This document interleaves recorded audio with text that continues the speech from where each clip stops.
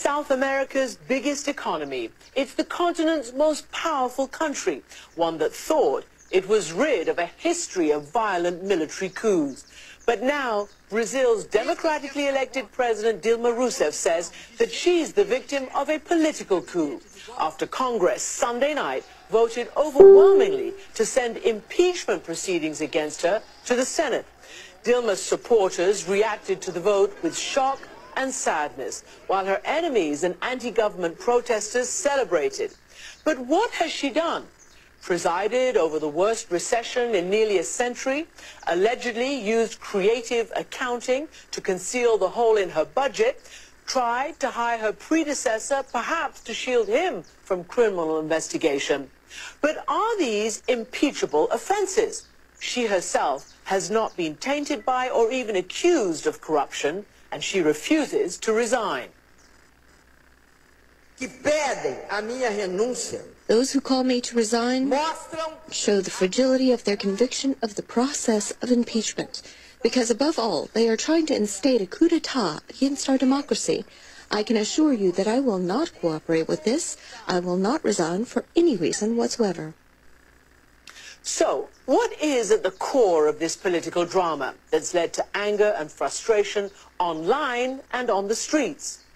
Pulitzer Prize-winning investigative reporter Glenn Greewald lives in Brazil, and he's closely covering this constitutional crisis. He joined me from Rio.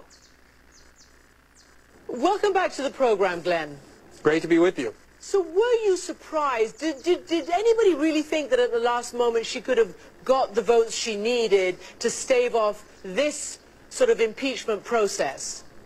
I don't think the outcome was particularly surprising. I think that the margin was fairly surprising, although Brazilian politics, like in a lot of other countries, is about momentum and power. And once there was a perception that they had the votes, a lot of last-minute undecided switch to the pro-impeachment side so that they can be on the winning side. I think what did surprise people, though, was the tenor of the proceedings in the House. It was extremely raucous, very ugly. You had pro-impeachment advocates standing up and hailing the 1964 coup and the right-wing military dictatorship that followed. One prominent right-wing congressman who's expected to run for president specifically praised the chief torturer of the military regime, who, of course, tortured Dilma Rousseff, the president, before then voting to impeach her. So it kind of was a very polarized and a very ugly tenor to these proceedings that reflects this wider sentiment in Brazil that really has split the country in a very dangerous and unstable way. Even the vice president, who may have to step in, is himself accused of all sorts of misconduct and wrongdoing. And I just want to read this to you because it is extraordinary.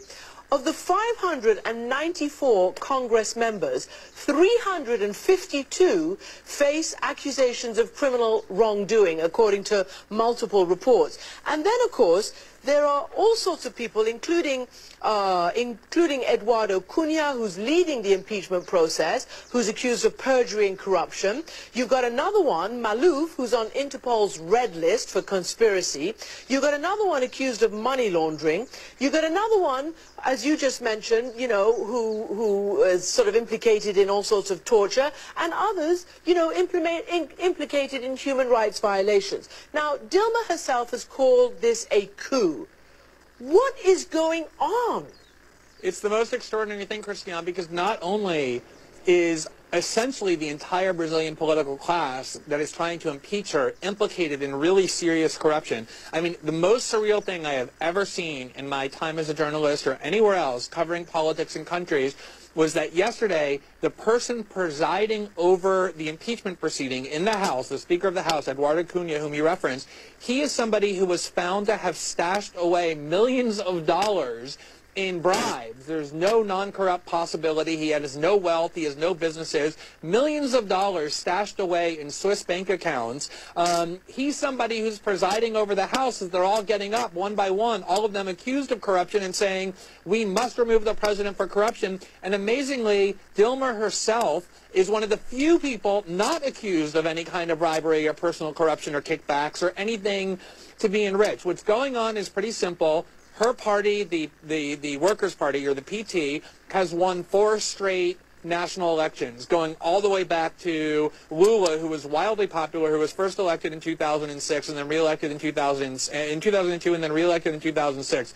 The plutocrats in Brazil, the rich in Brazil, have long hated PT, have not been able to defeat them at the ballot box. And so this is their big chance, with the economy tanking, with this crisis proliferating, with people really upset with the government and the political class. This is their big chance to finally get rid of PT, which they cannot win in an election, and so they're using these anti-democratic means to do it, and it's incredibly blatant what's taking place. Do you think, because even her supporters, certainly abroad, believe that when she tried to hire Lula, her predecessor, as chief of staff, they thought this was a step too far, that she was trying to shield him from any criminal probes and obviously help her in some way?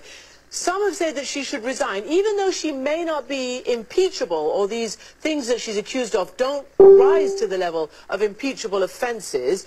Do you think that she should resign? Will she be forced to resign? I don't think no, I don't think she will be forced to resign. She's been very clear that she won't. This is a woman who was put into prison as a dissident during the dictatorship and who was tortured. She's a very strong and willful woman who has been through a lot in her life. And remember, the election in Brazil was only 18 months ago. It was at the end of 2014. She won that election with 54 million votes. It is true that she's unpopular. She's made a lot of missteps. That effort to get Lula into the government, which was really a last-minute survival tactic by her to get somebody with incredible political charisma and a lot of political skill that she lacks, Lula, into government to try and save her, didn't have a very good look. But at the same time, you cannot go around, if you want to have a mature democracy, a mature, stable democracy, and remove democratically elected leaders who just won a major election 18 months earlier because they're unpopular or because they're not managing the economy well. That is a recipe for some really dangerous things when you start tinkering with the mechanics of democracy, especially in a country like Brazil, which has a very fragile and a very young democracy. They came out of dictatorship only in 1985. And it's really disturbing to watch them trifling with democracy this way. So, you know, we've talked about how the whole system is full of political scandals and corruption. And you've also admitted that her party is sort of deeply corrupt and awash in its own sort of, you know, criminal wrongdoings, even though she's not touched. So I wonder, you know, what's the way out of that? But particularly in light of what this professor at the Sao Paulo University has told the New York Times about what's going on now. It's putting a very large bullet in Brazilian democracy, he says. From now on, any moment that we have a highly unpopular president, there'll be pressure to start an impeachment process. Right. I mean, it's interesting because I interviewed the former president, Lula, last week in Sao Paulo. And he admitted two things to me in that interview. He said, number one, it is true that his party, the PT party, which is Dilma's party as well, has a very serious problem with corruption, just like most of the other parties. And that number two, there's this major investigation that's called Lava Jato, or car wash in English, in which these really aggressive young prosecutors have asserted judicial independence and have been aggressively putting people in prison, the richest people in Brazil, the most politically powerful people in Brazil. The solution is to let that investigation unfold and let the people who are guilty be put in prison. The concern is that their intention with impeaching Dilma is to say to the country, look, we got rid of the corruption problem. The media pressure, the public pressure, they hope will dissipate now that there's this catharsis over impeachment, and that this investigation will end and all of these truly corrupt politicians will be protected. So the solution, to answer your question, is to let this investigation unfold, take everybody who's corrupt in all of the opposition parties and in PT, of which there are many, and subject them to the rule of law and to accountability and put them in prison, as was going to happen prior to the impeachment of Dilma. An incredible story. Glenn Greewald, thanks for joining us from Rio de Janeiro tonight. Great to be with you. Thanks for having me.